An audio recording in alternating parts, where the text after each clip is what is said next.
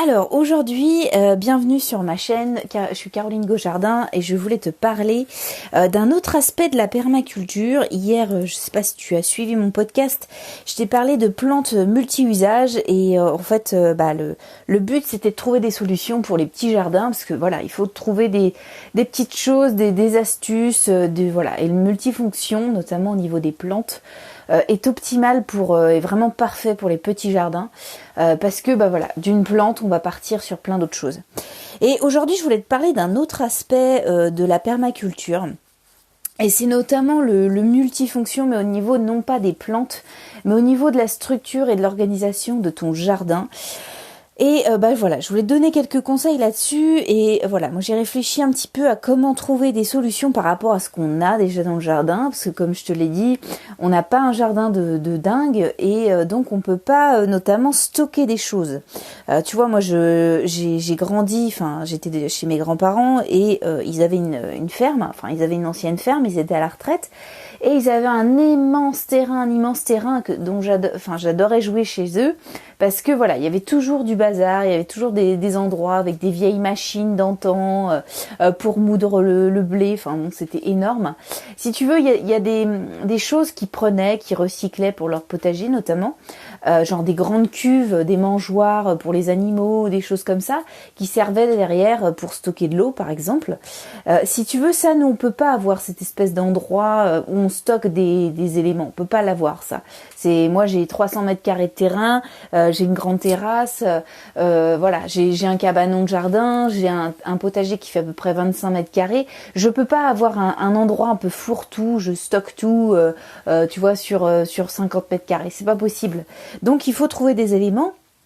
Et l'aspect dont je voulais te parler, c'est un peu l'aspect durable, l'aspect un peu cyclique de la permaculture. Et notamment de ne pas jeter des choses, mais de recycler des choses.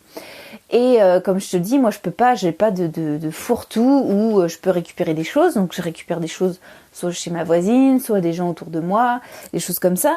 Mais voilà, j'essaye de trouver des éléments déjà avec ce que j'ai et c'est ce que je voulais te dire aujourd'hui, notamment avec des grillages. C'est-à-dire que moi j'ai entouré mon jardin de grillages à poules. Alors tu vas me dire pourquoi tu fais ça? Écoute, c'est simple, j'ai 4 lapins chez moi parce que je suis une grande fan de lapins. Peut-être que toi aussi t'as des animaux, t'as peut-être des poules, t'as peut-être un chat, t'as peut-être un chien. Moi j'ai 4 lapins, alors je te dis que voilà, s'ils partent dans mon potager, ça va faire des sacrés dégâts. Je les adore, hein, mais au niveau du potager, voilà, mon potager les aime beaucoup moins. Donc fatalement, il fallait trouver des éléments et de ce truc un petit peu moche, parce que finalement, faut pas se leurrer, hein, ça reste un grillage. Même si j'ai essayé de faire des choses un peu sympas, voilà, ça reste pas très beau. Et donc, il faut partir de ce qu'on a. Et donc voilà, je me sers de ce grillage, notamment pour faire pousser des plantes en hauteur, pour les structurer et aussi pour faire de l'ombre. Et donc voilà, c'est un exemple de choses un peu multifonctions où finalement voilà, ça part d'un constat que mes lapins viennent manger mes légumes et donc un truc un peu moche, on en fait un truc un peu sympa où on fait pousser des légumes et des fleurs dessus. Donc je fais pousser pas mal de fleurs, ça fait de l'ombre, c'est sympa. Voilà un des exemples dans lequel on est. Le deuxième exemple que je voulais te donner, parce que tu sais que j'aime bien les exemples et je préfère t'en donner parce que je trouve que voilà, c'est toujours plus parlant d'en donner que voilà, te donner des principes de base et te dire voilà, fais ça chez toi. Le but c'est peut-être qu'il y a des idées que tu peux capter pour chez toi.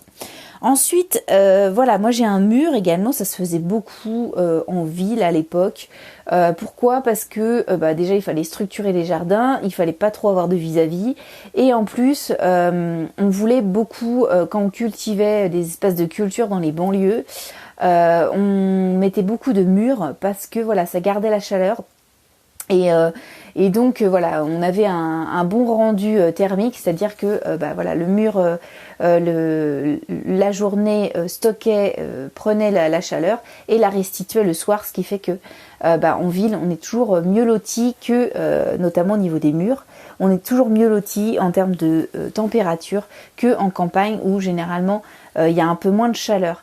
Et notamment au niveau, voilà, t'as des gros immeubles en ville, t'as des choses, enfin des éléments qui irradient, qui donnent de la chaleur en fait. T'as des usines, des choses comme ça. Ce qui fait que dans une ville, on a toujours des degrés supplémentaires, on a moins de gelée que effectivement en campagne. Et t'as qu'à voir, par exemple, moi j'ai des collègues qui habitent en campagne et qui venaient en ville travailler dans le même endroit que moi. Et tu prends les voitures, les gens dégelaient leur voiture le matin, alors que moi généralement je dégelais pas. Donc ça te montre un petit peu les degrés de différence qu'il peut y avoir dans deux endroits différents, même à 10 minutes ou 15 minutes de chez toi des fois. Donc voilà, il faut aussi prendre les choses dans leur globalité. Et voilà, donc pour revenir à mon mur, en gros je le restitue, donc j'ai mis une vigne dessus, donc ça restitue la chaleur la nuit, donc ce qui fait que notamment au niveau des arbres fruitiers, c'est l'idéal, les murs. Et effectivement, en termes de météo, comme je te disais, la ville restitue de la chaleur et donc on est toujours mieux loti qu'en campagne. Et donc voilà, il faut prendre des choses qu'on a de manière positive et notamment en ville. Si toi aussi t'es en ville, ça peut être intéressant pour justement quelqu'un qui est en campagne, qui va craindre les gelées. Toi non, pas du tout, ou beaucoup moins. En tout cas, moi j'ai quasiment pas eu de gelée cette année.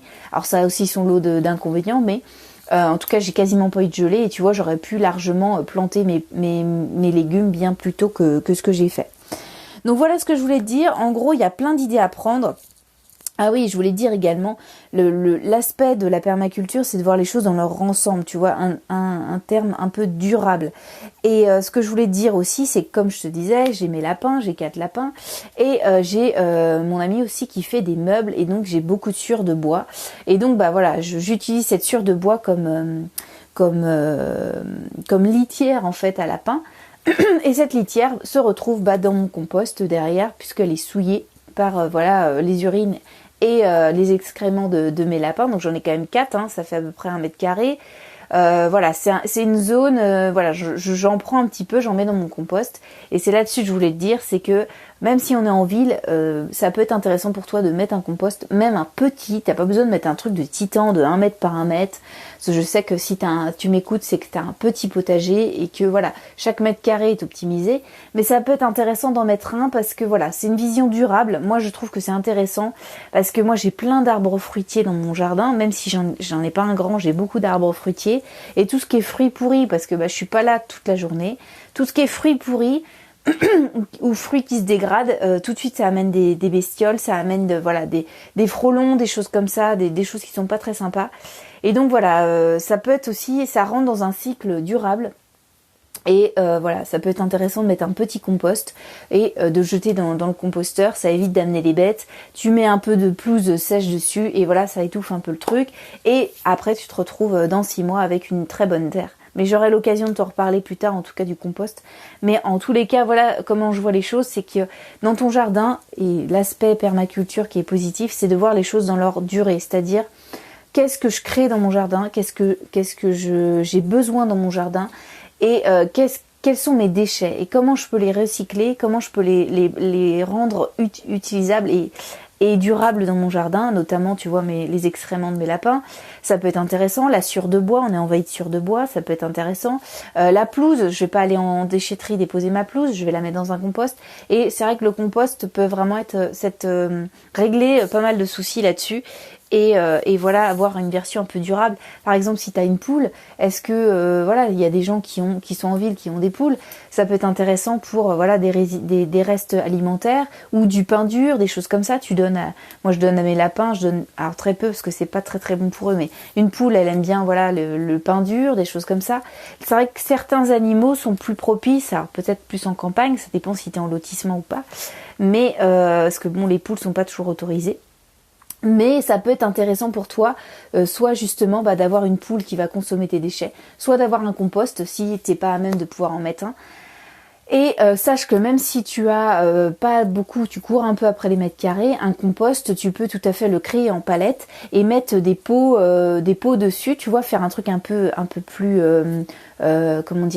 solide, et mettre vraiment des grands pots, tu vois, qui dessus, et ça peut vraiment faire le multifonction, c'est-à-dire avoir l'aspect recyclage en dessous et au-dessus, tu fais une partie plus légumes, tu fais peut-être une partie fleurs, tu fais une partie un peu sympa ras végétal qui peuvent déjà d'une ça cachera ton composteur et de deux ça peut te permettre de caler ton compost, de ne pas perdre d'espace de culture avec des pots et puis de mettre des plantes odorantes si t'as peur de l'odeur. Moi je trouve qu'il n'y a pas du tout d'odeur, mais voilà, si c'est ton premier composteur, ça peut être intéressant peut-être de mettre des lavandes ou des plantes qui sentent bon.